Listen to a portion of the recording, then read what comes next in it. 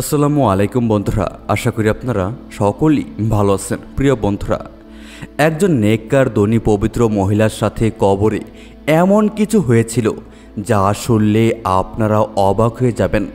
একজন ব্যক্তি বলেন, আমার স্ত্রী প্রতিদিন হাজার হাজার মানুষকে খাবার খাওয়াতো। সে অনেক অনাথ মেয়েদেরকে যৌতুক দিয়ে বিয়ে করিয়েছিল। যদি কোনো গরিব মানুষ আসতো তাহলে সে তাদেরকে টাকা পয়সা দান করত। সে 3টি মসজিদও বানিয়েছিল। তবে যখন তার মৃত্যু হলো তখন তার কবরের মধ্যে 2টি কুকুর এসে বসে যায়। তারা কবরের মধ্যে লাথি মারত এবং চিৎকার করে কান্না করত। তাদের আওয়াজ শুনে প্রায় সকলেই ভয় পেয়ে যেত। একদিন ইমাম সাহেবের সাথে আমি আমার স্ত্রীর কবর আবার খনন করলাম এবং আমি যা দেখতে পেলাম তার ফলে আমার কলিজা ফেটে গিয়েছিল। কেননা আমার স্ত্রী অনেক বড় এবং ধনী পরিবারের মেয়ে ছিল। তবে আজ পর্যন্ত সে কখনো টাকার ইচ্ছা প্রকাশ করেনি। সে সহজ সরল কাপড় পরিধান করে থাকত এবং আমাদের বাসায় কাজ করার মানুষও ছিল না। সে মুলতান শহরের একটি ছোট্ট গ্রামে বাস করত এবং সে একজন পীর সাহেবের মেয়ে ছিল। এখানে তার বাবা এবং দাদারা টাকা পয়সার সাথে সাথে অনেক ইজ্জতও কামাই করেছিল। তারা জমিদার ছিল, তবে দেখতে একদম সাধারণ মানুষের মতো ছিল। বন্ধুরা, এই হৃদয়ে আত্মা কাঁপানো কাহিনীটি আপনি শেষ পর্যন্ত দেখতে থাকুন। আর আমাদের এই ভিডিওতে এখনই একটি লাইক করে দিন।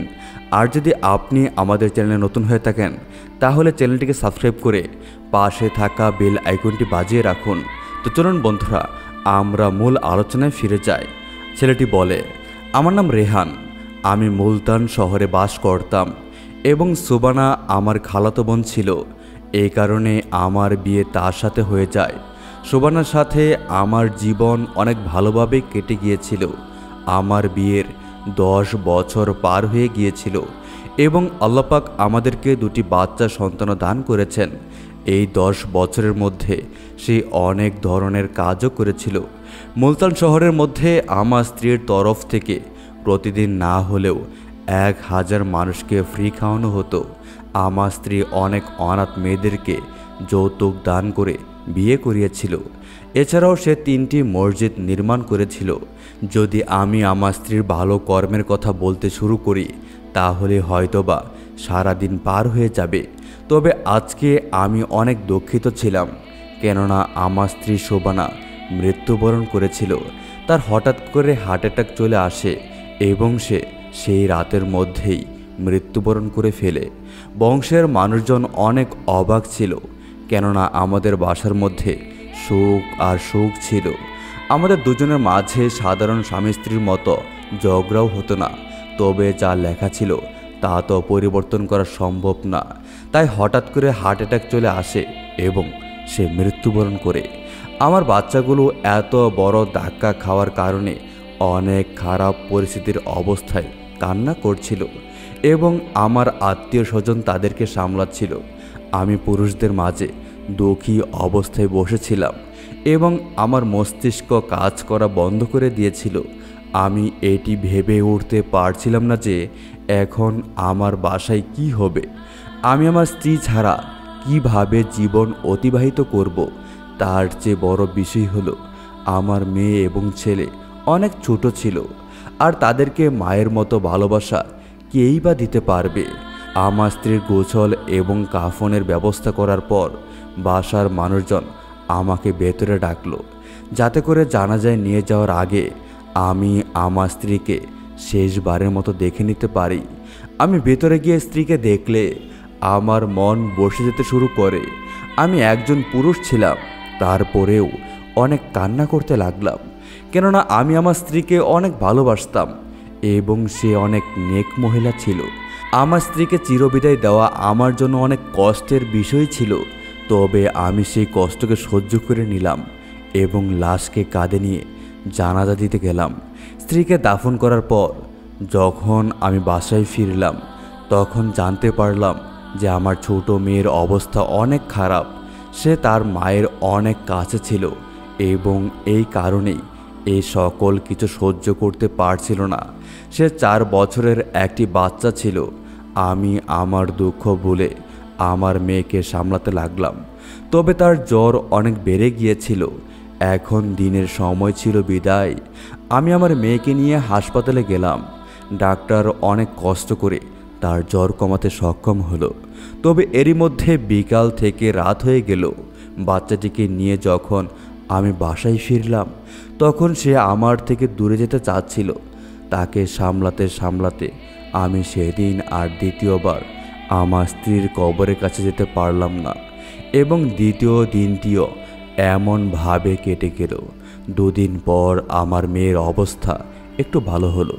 তাই আমি তাকে দুপুরবেলা ঘুম পাড়িয়ে আমার স্ত্রীর কবরের কাছে চলে গেলাম।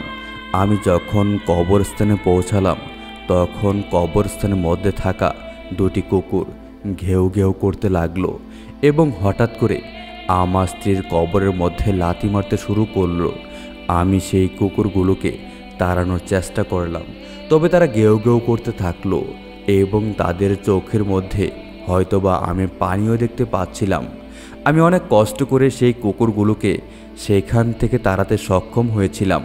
এরপর আমি আমার স্ত্রীর কবরে সূরা ফাতিহা পাঠ করতে লাগলাম এবং কিছুক্ষণ পর উঠে বাসায় চলে গেলাম। বাসায় এখনও মেহমান উপস্থিত ছিল। আমার ভাই বোনগুলো এখনও আমার বাসায় ছিল এবং যারা চলে যাবে তারাও সাক্ষাৎ করতে আসছিল। এরপর থেকে আমি প্রতিদিন আমার স্ত্রীর কবরের কাছে 1 ঘন্টার মতো সময় অতিবাহিত করে আসতাম। তবে যখনই আমি আমার স্ত্রীর কবরের কাছে যেতাম, সেই কুকুর 2টি ঘেউ ঘেউ করা শুরু করে দিত। আমি তাদেরকে ভয় দেখিয়ে তাড়িয়ে দিতাম। তবে এই কথাটি আমাকে চিন্তায় ফেলে দিতে শুরু করে এবং ভাবতে লাগলাম, না জানি আমার চলে যাওয়ার পর সেই কুকুর 2টি আমার স্ত্রীর কবরের সাথে কি করে। আমি এখন পর্যন্ত আমার স্ত্রীর কবর কাঁচাই রেখেছিলাম। কবরে কিছু লাগানো বা পাকা করা গোড়া ছিল, তাই আমি ভয় করছিলাম সেই কুকুরগুলো যদি আবার কবর খনন করে। আমি বাসায় যাওয়ার পথে বারবার সেই কুকুরগুলোকে আগে তাড়িয়ে দিতাম এবং বাসায় যাওয়া পর্যন্ত আমি আমার স্ত্রীর কথাই চিন্তা করতাম।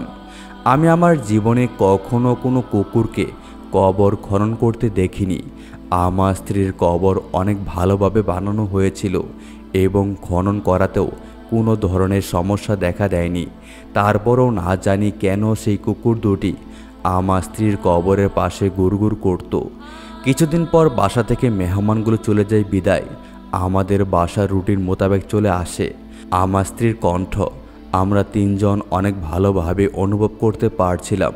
আমার বাচ্চাগুলো তাদের মাকে খেয়াল করলেই কান্না করে ফেলত। আমি যখন আমার কাজে মনোযোগ দিতে শুরু করলাম, তখন আমার বাচ্চাদের বাসায় থাকা কষ্ট হয়ে দাঁড়ালো। তাই আমি আমার বাসায় একজন কাজের লোককে রাখি এবং সেই মহিলাটি আমার স্ত্রীর গ্রামে বাস করত এবং সে বাচ্চা ছাড়া একটি মহিলা ছিল বিদায় আমার বাচ্চাদের দেখাশোনা করার জন্য আমি তাকে আমার বাসায় রাখি। সেই মহিলাটি বাচ্চাদের অনেক ভালোভাবে দেখাশোনা করত বিদায় আমার বাচ্চাগুলো নর্মাল হতে শুরু করে এবং আমিও নিশ্চিন্ত হয়ে যাই। আমি আমার স্ত্রীর কবরে যাওয়াটা একটি অভ্যাস করে নিয়েছিলাম এবং আমি সময় করে সেখানে যেতাম। অনেকক্ষণ ধরে বসে তেলাওয়াত করতাম। সেই কুকুর 2টি এখনও আমাকে দেখে আমার স্ত্রীর কবরের পাশে গুড়গুড় করত এবং ঘেউ ঘেউ করে আমাকে দেখিয়ে আমার স্ত্রীর কবর খনন করার চেষ্টা করত। প্রথম আমি রাগ করে তাদেরকে তাড়িয়ে দিতাম। তবে এখন আমি চিন্তিত হয়ে পড়লাম এই কথা ভেবে যে বাকি সকল কবর বাদ দিয়ে তারা আমার স্ত্রীর কবরের কাছে আসে কেন। তবে কবর কোনো কারণ ছাড়া খোলা সম্ভব ছিল না। একটি অবোধ জানোয়ারের আচরণের কারণে আমি আমার স্ত্রীর কবর খনন করতে পারি না। আমি অনেকদিন ধরে সেই কুকুরগুলোর ইশারা বুঝেও অদেখা করে দিতাম। তবে আমার মন পুরোপুরিভাবে অস্থির হতে লাগলো। রাতের মধ্যে আমি ঘুমানোর চেষ্টা করতাম, তবে আমার ঘুম আসতো না। এক রাতে যখন ঘুমালাম, তখন স্বপ্নে দেখলাম আমার স্ত্রী কোনো একটি রুমে বন্ধ রয়েছে এবং সেই রুমের চারপাশে আগুন লেগেছিল। আমার স্ত্রী অনেক চিন্তিত হয়ে কান্না করছিল। তবে সে কোনো কিছু বলতে পারছিল না। তবে তার কষ্ট আমি বুঝতে পারছিলাম এবং সেই মুহূর্তেই আমার চোখ খুলে যায় আর আমার পুরো শরীর ঘেমে ভিজে যায় এবং আমি খুব খারাপ অবস্থায় কাঁদছিলাম। আমি অনেকক্ষণ ধরে মাথায় হাত রেখে বসে রইলাম এবং চিন্তা করতে লাগলাম। আমার স্ত্রী তো অনেক নেক ও আল্লাহওয়ালি একজন মহিলা ছিল। তারপর আমি ভাবলাম যে আমি সারাদিন আমার স্ত্রীর কথা চিন্তা করি, তাই হয়তোবা আমি স্বপ্নে দেখেছি। আমি এই স্বপ্নটি সকাল হতে না হতেই ভুলে গিয়েছিলাম এবং জীবন যুদ্ধে ব্যস্ত হয়ে পড়লাম। তবে সেদিন যখন আমি কবরস্থানে গেলাম, তো সেদিনও সেই কুকুর দুটি কবরের ওপর বসেছিল। তাদেরকে দেখে আমি আমার দেখা স্বপ্ন খেয়াল করে ফেলি এবং আমি কিছু চিন্তা করেই তাদেরকে মেরে সেখান থেকে তাড়িয়ে দিই। তবে রাতে যখন ঘুমালাম তখন আবারও সেই স্বপ্নটি দেখতে পেলাম। এইবার দেখলাম আমার স্ত্রী অসহায় হয়ে সেই রুমে আগুনের মধ্যে পড়ে গিয়েছিল এবং আমি বাইরে দাঁড়িয়ে এই সব কিছুই দেখেছিলাম। আমার ঘুম ভাঙলে আমি অনেক চিন্তিত হয়ে পড়লাম। আমি বুঝতে পারছিলাম না যে আমি এই বিষয়টির গভীরে কিভাবে যাব। তবে পরের দিন সকাল সকাল মসজিদে চলে গেলাম এবং ইমাম সাহেবকে আমি আমার সমস্যা জানালাম। প্রথমে তো ইমাম সাহেব দুটি কুকুরের কথা শুনে এই কথা বলল যে তারা তো প্রাণী এবং কিছু না বুঝেই এই সকল কিছু করেছে। তুমি কিছুদিনের জন্য কিছু কাঁটাওয়ালা গাছ তোমার স্ত্রীর কবরের মধ্যে বিছিয়ে দাও, যাতে করে জানোয়ার সেখানে পৌঁছতে না পারে। তবে যখন আমি আমার স্বপ্নের সম্পর্কে ইমাম সাহেবকে বললাম, তখন ইমাম সাহেব চমকে গিয়ে আমার দিকে তাকালো। নিয়মিত দুদিন ধরে একই স্বপ্ন দেখার কথা শুনে ইমাম সাহেবও চিন্তায় পড়ে গিয়েছেন। এরপর তিনি বলতে লাগলেন, স্বপ্ন দুই প্রকার হয়ে থাকে, একটি শয়তানের তরফ থেকে এবং একটি আল্লাহর তরফ থেকে এসে থাকে।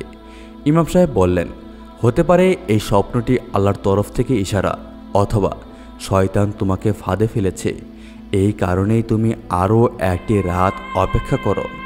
যদি তুমি আজকের রাতেও এই স্বপ্নটি দেখতে পাও তাহলে আমার কাছে চলে এসো। আমি ততক্ষণ পর্যন্ত এই সমস্যার সমাধানের চিন্তা করি।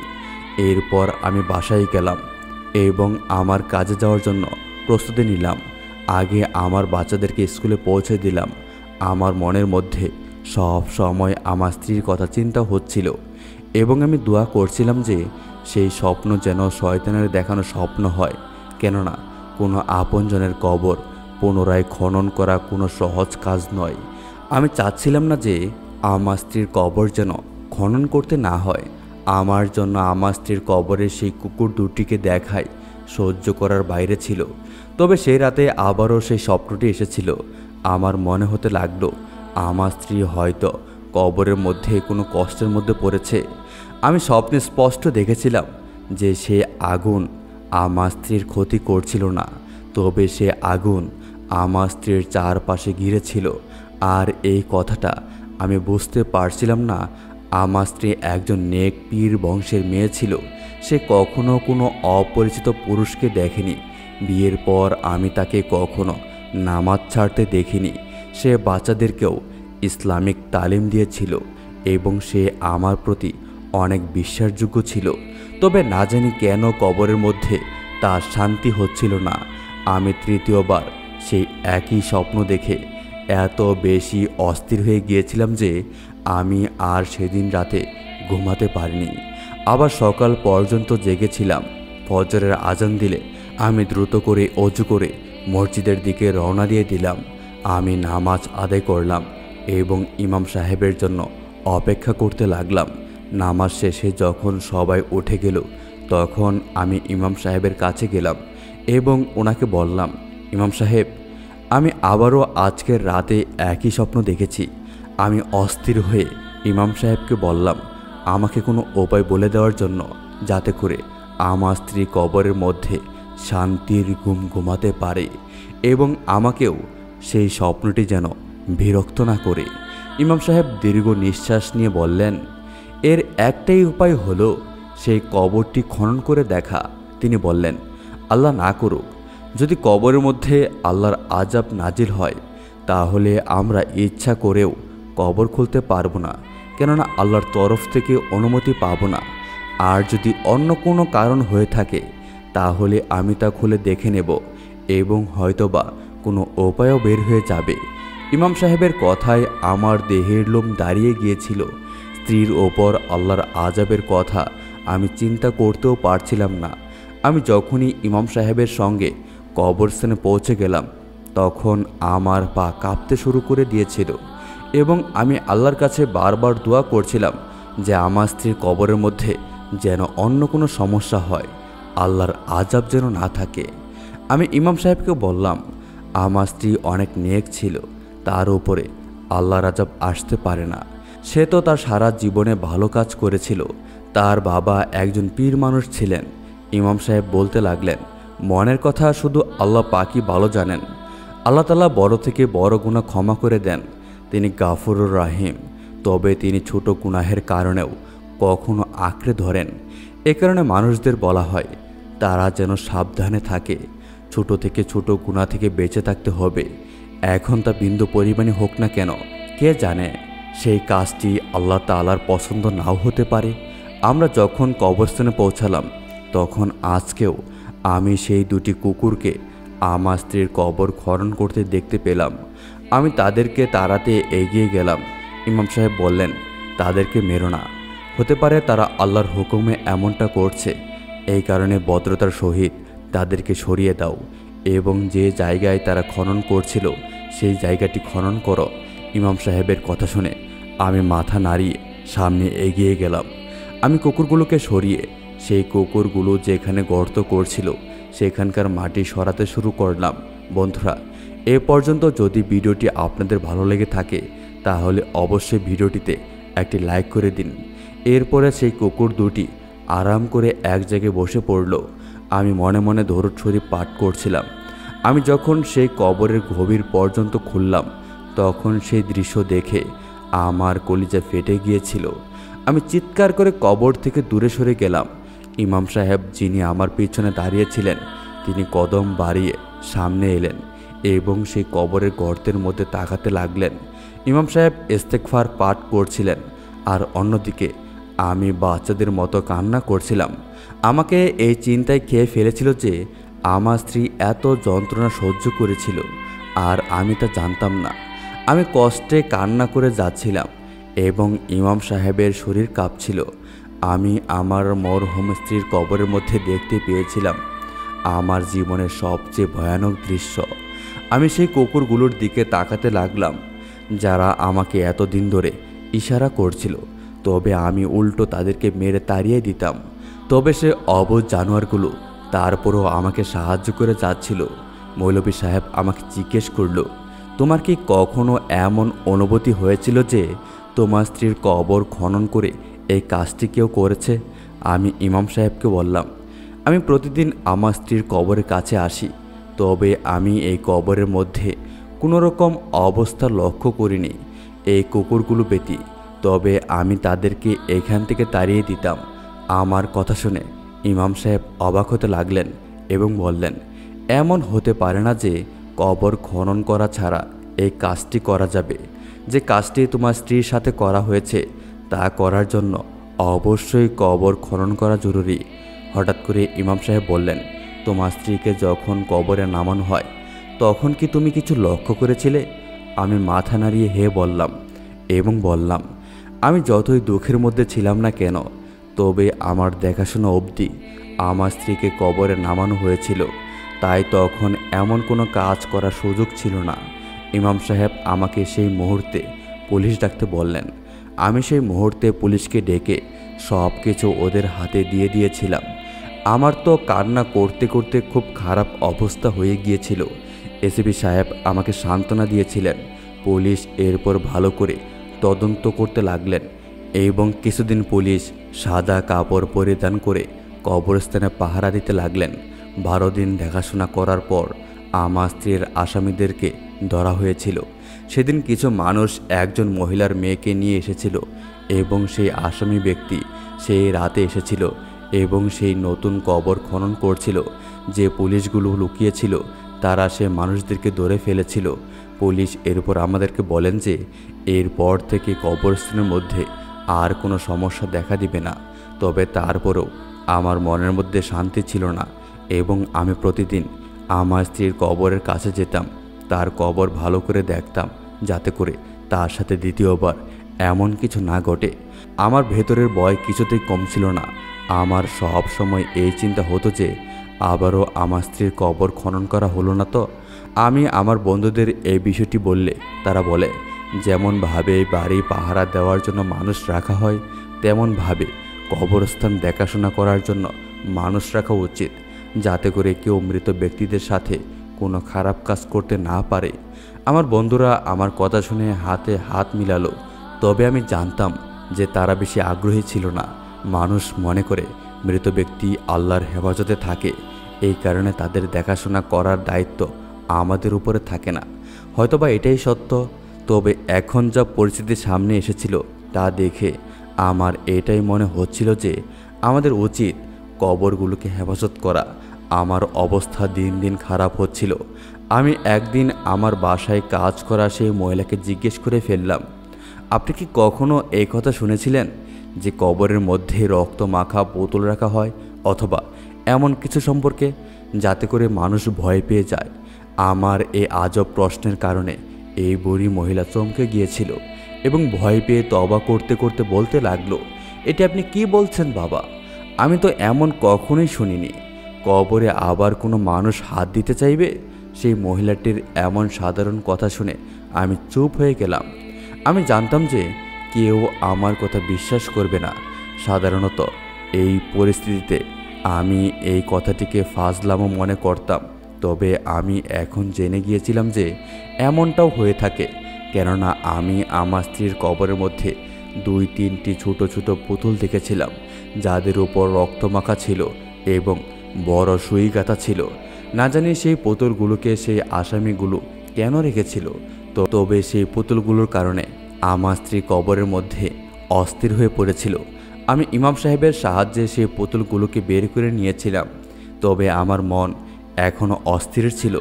কবরের এই দৃশ্য এত ভয়ঙ্কর ছিল যে আমার মাথা থেকে কিছুতেই বের হচ্ছিল না। এরপর আমি আবারও ইমাম সাহেবের কাছে গেলাম। তিনি আমাকে দেখে মানুষজনের কাছ থেকে উঠে আমার কাছে এসে জিজ্ঞেস করলেন, কি হয়েছে? তোমাকে দেখে অনেক চিন্তিত মনে হচ্ছে। উত্তরে আমি বললাম, আমি শান্তি পাচ্ছি না। সেই দৃশ্য দেখার পর আমি রাতে ঘুমাতে পারি না, কারণ বারবার আমার এটাই মনে হয় যে আমার স্ত্রীকে যেন আবার এমন অবস্থায় না পড়তে হয়। আমাদের উচিত কবর দেখাশোনা করার জন্য একজন মানুষ রাখা। এই কথা ইমাম সাহেব নরম করে বললেন, চিন্তা করো না, এরপর থেকে এমন কিছুই হবে না এবং কবরস্থান দেখাশোনা করা উচিত। আমরা যেন প্রতিদিন আমাদের প্রিয়জনের কবরে গিয়ে সূরা ফাতিহা পাঠ করি, কোরআন তেলাওয়াত করি। ইমাম সাহেব বললেন, তুমি প্রতিদিন তোমার স্ত্রীর কবরে যেও, এতে করে কোনো সমস্যা হবে না। এরপর তিনি আফসোস করে বললেন, না জানি কি হয়েছে মুসলমানদের, তারা প্রতিনিয়ত শিরকে ডুবে যাচ্ছে। ইমাম সাহেব বললেন, যারা কালো জাদু করে থাকে তারাই এরকম কাজ করে এবং কালো জাদু করা আমাদের ইসলামে হারাম করে দেওয়া হয়েছে এবং আল্লাহ পাকের তরফ থেকে এটিকে শিরক বলা হয়েছে।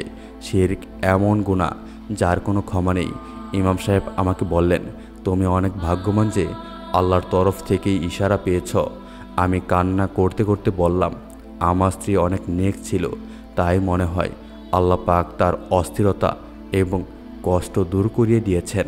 এমন অনেক ঘটনাই ঘটে, তাই সকলের উচিত তারা যেন প্রিয়জনের কবরের কাছে গিয়ে দোয়া পাঠ করে, কোরআন তেলাওয়াত করে এবং গুনাহের ক্ষমা চায়। তো বন্ধুরা, এই ছিল আমাদের আজকের ভিডিওটি আপনাদের কাছে কেমন লেগেছে তা অবশ্যই কমেন্ট করে জানাবেন। ভিডিওটি ভালো লাগলে অবশ্যই ভিডিওতে একটি লাইক দিবেন এবং নিয়মিত এরকম আরও নতুন নতুন ইসলামিক ভিডিও পেতে আমাদের এই চ্যানেলটিকে সাবস্ক্রাইব করে পাশে থেকে বেল আইকনটি বাজিয়ে রাখুন। দেখা হবে আবার নতুন কোনো ভিডিওতে। সেই পর্যন্ত আপনারা সকলেই ভালো থাকবেন, সুস্থ থাকবেন, এই প্রত্যাশায় আজকের মতো বিদায় নিচ্ছি। আল্লাহ হাফিজ।